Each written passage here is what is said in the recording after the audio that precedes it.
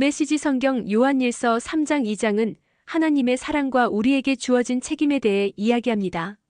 하나님께서 우리를 얼마나 큰 사랑으로 자녀 삼아주셨는지 강조하며 그 사랑을 받은 우리는 자연스럽게 서로를 사랑해야 한다고 가르칩니다. 이와 함께 행동의 중요성도 언급됩니다.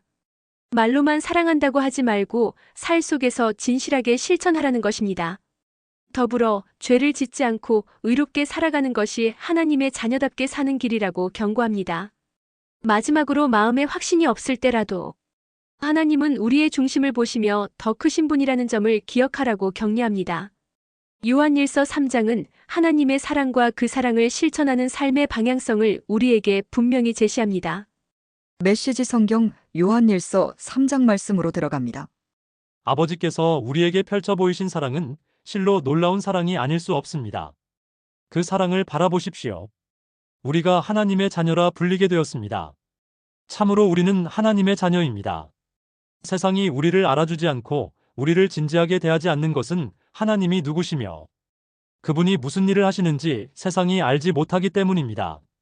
그러나 친구 여러분, 우리는 분명 하나님의 자녀입니다. 그것은 단지 시작일 뿐입니다. 우리의 끝이 어떻게 될지는 아무도 모릅니다. 다만 우리가 아는 것은 그리스도께서 밝히 나타나실 때 우리가 그분을 뵐 것이며 그분을 뵐 때 우리도 그분과 같이 되리라는 것입니다. 그분의 오심을 손꼽아 기다리는 우리는 순결하게 빛나는 예수의 삶을 모범으로 삼아 우리의 삶을 준비합니다. 죄악된 삶에 빠진 사람은 누구나 위험한 무법자입니다. 하나님의 질서를 어지럽히는 것은 죄입니다. 그리스도께서 죄를 없애기 위해 오셨다는 것을 여러분은 잘 알고 있습니다. 그분 안에는 죄가 없습니다. 죄는 그분께서 세우신 계획의 일부가 아닙니다.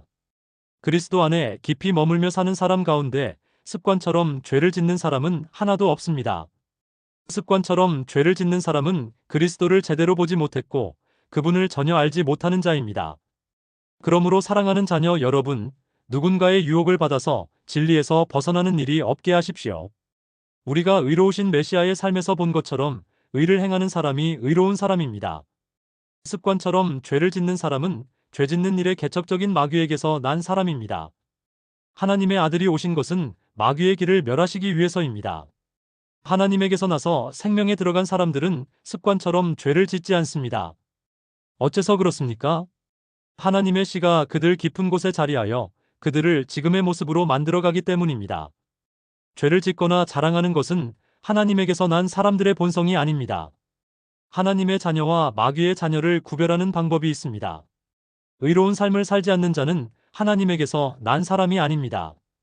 형제나 자매를 사랑하지 않는 자도 그러합니다. 간단한 기준이 아닙니까? 서로 사랑하십시오.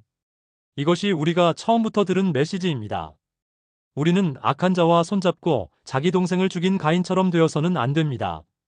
그가 왜 동생을 죽였습니까? 그는 악한 일에 깊이 빠져 있었고 그의 동생이 한 행위는 의로웠기 때문입니다. 그러니 친구 여러분, 세상이 여러분을 미워해도 놀라지 마십시오. 그런 일은 오래전부터 계속 있어 온 일입니다. 형제자매를 사랑하면 그것으로 우리가 죽음에서 생명으로 옮겨졌다는 것을 알 수 있습니다. 사랑하지 않는 사람은 죽은 사람과 같습니다. 형제나 자매를 미워하는 사람은 살인하는 자입니다. 영원한 생명과 살인이 서로 어울리지 않는다는 것을 여러분은 잘 알고 있습니다. 그리스도께서 우리를 위해 자기 목숨을 희생하신 것을 보고 우리는 사랑을 이해하고 경험하게 되었습니다. 그러므로 우리도 자기 자신만 위하는 것이 아니라 믿는 동료들을 위해 희생하며 살아야 합니다. 곤경에 처한 형제나 자매를 보고서 도울 방법이 있는 여러분이 그들을 냉대하고 아무것도 도와주지 않는다면 하나님의 사랑은 어찌 되겠습니까? 사라지고 말 것입니다. 여러분이 하나님의 사랑을 사라지게 한 것입니다. 참된 사랑의 실천. 사랑하는 자녀 여러분, 사랑에 대해 말만 하지 말고 참된 사랑을 실천하십시오. 그것만이 우리가 참되게 살고 있으며 실제로 하나님 안에 살고 있음을 알 수 있는 유일한 길입니다. 또한 그것은 스스로를 비판할 일이 생기더라도 그 힘겨운 자기 비판을 멈추게 하는 길이기도 합니다. 하나님은 우리의 근심하는 마음보다 크시며 우리 자신보다 우리를 더 잘 아시기 때문입니다.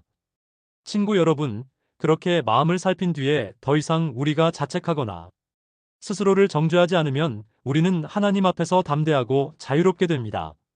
손을 내밀어 우리가 구한 것을 받을 수 있습니다. 그것은 우리가 하나님의 말씀을 행하고 그분을 기쁘시게 해드리는 일을 하기 때문입니다. 다시 말씀드리지만 하나님의 계명은 이것입니다. 곧 하나님께서 친히 이름 지어주신 아들 예수 그리스도를 믿는 것입니다. 그리스도께서 우리에게 말씀하신 것은 처음 받은 계명대로 서로 사랑하라는 것입니다. 우리가 그리스도의 계명을 지키면 우리는 그분 안에서 충만히 살고 그분도 우리 안에 사십니다. 이것이야말로 우리 안에 깊이 머무르고 계신 그리스도를 경험하는 방식입니다.